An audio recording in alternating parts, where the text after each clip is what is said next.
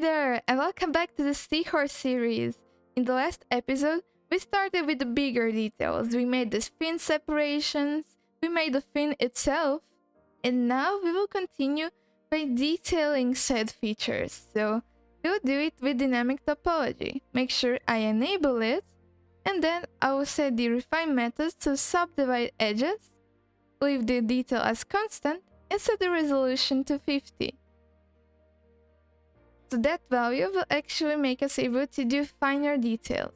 With the crease brush on the addition setting, we are going to make the creases between the fins. So from the seahorse head, I'm going to crease to the tip of the top of the fin. And of course, make sure to retrace the line a few times to get a sharper and more prominent result. And I hope you're enjoying this series so far. I know I am. I really love making this. It's just so much fun for sure. And I hope you also learned a lot of new things. So if you ever feel discouraged, remember where you came from. Literally, you just learned so much in these few episodes. And now you can even do such amazing things. With the inflate brush, I'm also going to retrace the same lines to add a bit more volume to it. This will actually make it look good from different sides.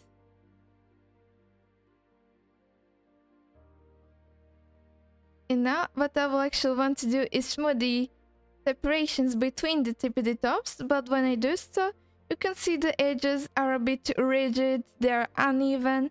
That is because the faces, or the size of the faces, do not match. With the simplify brush, what we can do is even out the size of the faces. You can see here, whenever I draw, the value of dynamic topology is going to be painted on our mesh.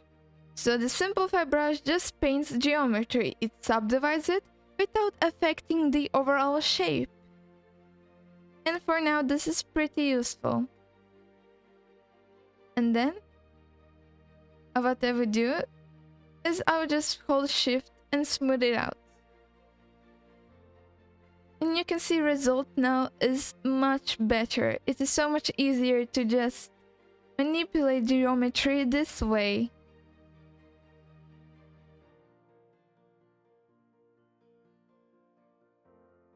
And you can see me here holding the grab brush, but it is just personal preference. If you want, you can switch to the smooth brush, but I sort of like to have the brush I think I'm going to use while smoothing. So if I see an edge that is not how I like it, I'll just grab it with a grab brush. Okay, now with the snake hook, I'm actually going to pull the tippity tops to make them a bit sharper like they are in the reference. But I need to make sure this is small enough. Not liking this. Maybe make it a bit bigger. Like this. And now I'm just carefully making sure I extrude this in a very nice way. So if you're not happy with the extrusion, just undo it and do it again.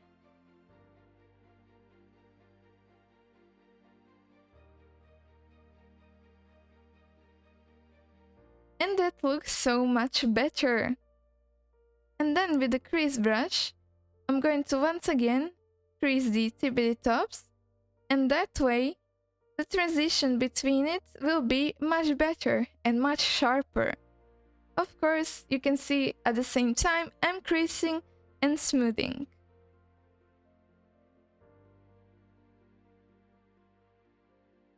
And sculpting is all about enjoying the process.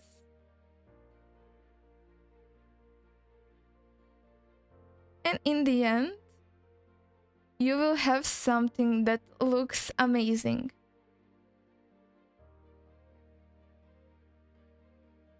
And once again, as I said before, take your time, do not rush, try to make it look good to you so you can be happy with what you have achieved. Sculpting is a process, a journey, some sort. And you can see, because we inflated, it looks good on all sides. The seahorse has literally a mohawk. I like it. And now let us further refine the mouth. So once again, with the simplify brush, I'm adding some more details to the mouth part. Of course, I will smooth it a bit more. And then I'll use the crease brush to further refine the mouth gap. And you can see this is much easier than it was before. Of course, I also extended the crease a bit further down.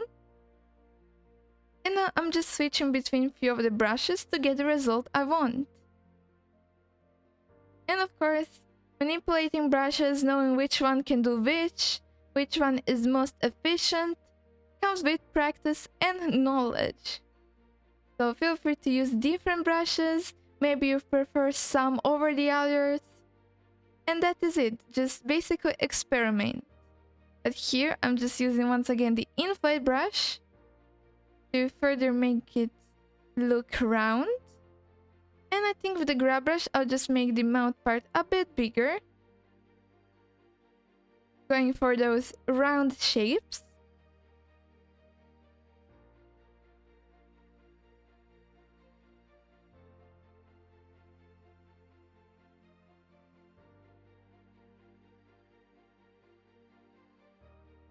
And this is a prime example why I love the inflate brush. Since now it looks like he can even open his mouth. The next part we will do is this crease that separates his lips from the mouth. But first I want to make sure the outline is a bit better. So the bottom lip hangs further outwards. This part also needs to come out as well.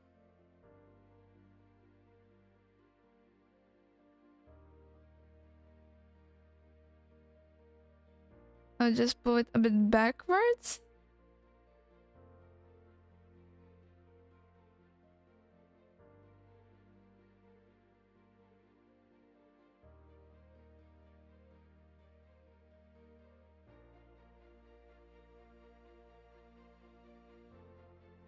And now with the crease brush, I'm just going to do sort of a line like this.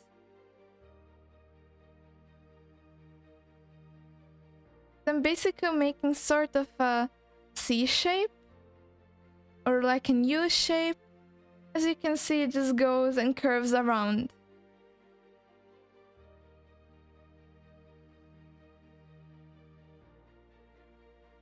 And from the side view, I can further smooth it out or even make sure the line is a bit better with a grab brush.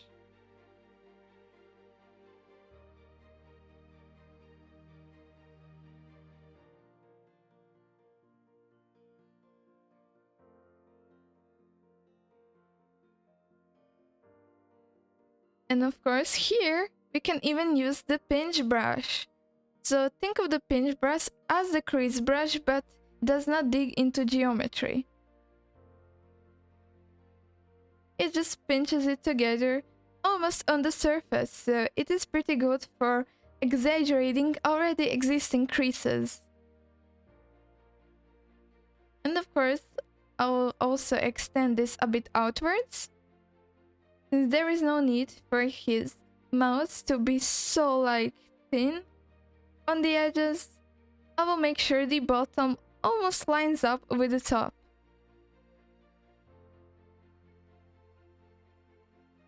And this is already looking much better. Let me also do some inflating and smoothing out.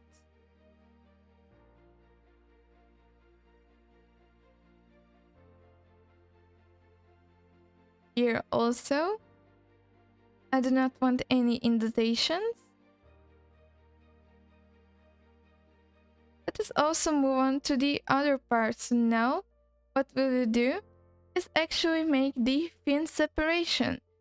I mean, it is already there, but we will further refine it with the crease brush. So, With the crease brush, we are going to crease the bottom of it in a circle-like pattern. And of course, crease it a bit lightly on the side, and then further hard crease it on the top. As you can see, the strength varies. It is most creased on the top and on the bottom, as it is visible in the reference. And of course, I need to make sure I smooth around it so we do not have sort of uneven geometry. And when I enable the side fin, we can further see how it looks like. So with the addition mode, I'm also once again creasing to get it a bit sharper. Then I'm smoothing out the inner part, and then switching once again to the regular crease, so the substrate mode crease, and I'm digging around the separation part. And of course, with the grab brush, I can just further reinforce it, look at it from different sides, and once again, I'm smoothing the outer parts. We can also add some more geometry between the separation of the neck and the head. So with the simplify, I'm just going to trace that area. And then use the smooth brush to make it look like it has been affected. With the crease brush, we can further crease it.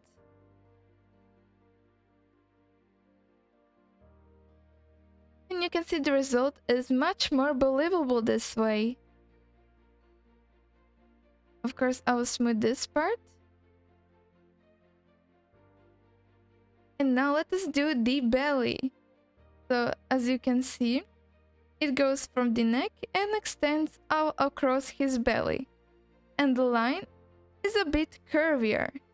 And of course, you can either try to do it from one stroke, or if you want to make it easier on yourself, Blender has an annotation tool, which means you can either draw on the surface of the model or in the 3D viewport, which can make the visualization a bit easier.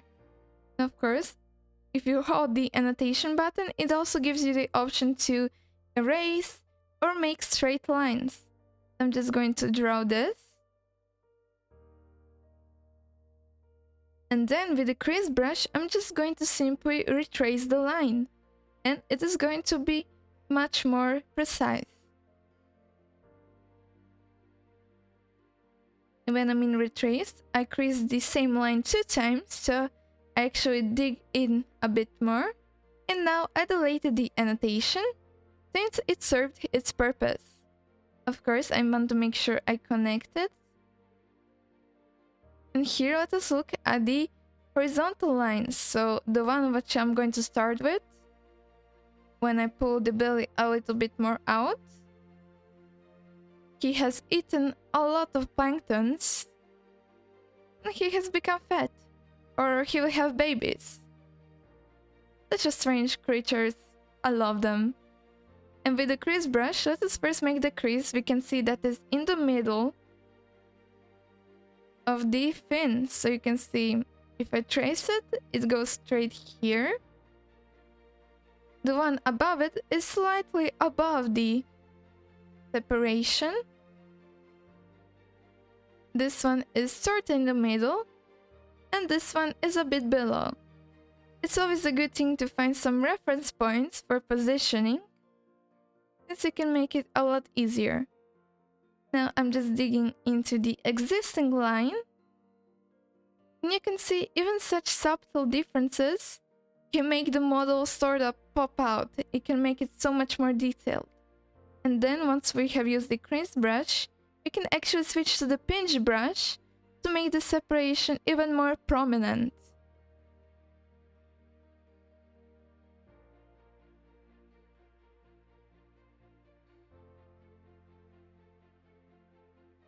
I'll just undo this because I do not want to pinch into the head part.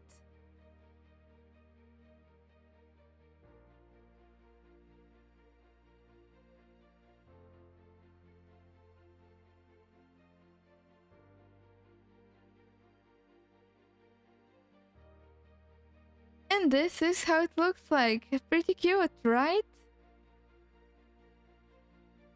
Of course, we can use the smooth brush to further smooth the neck part.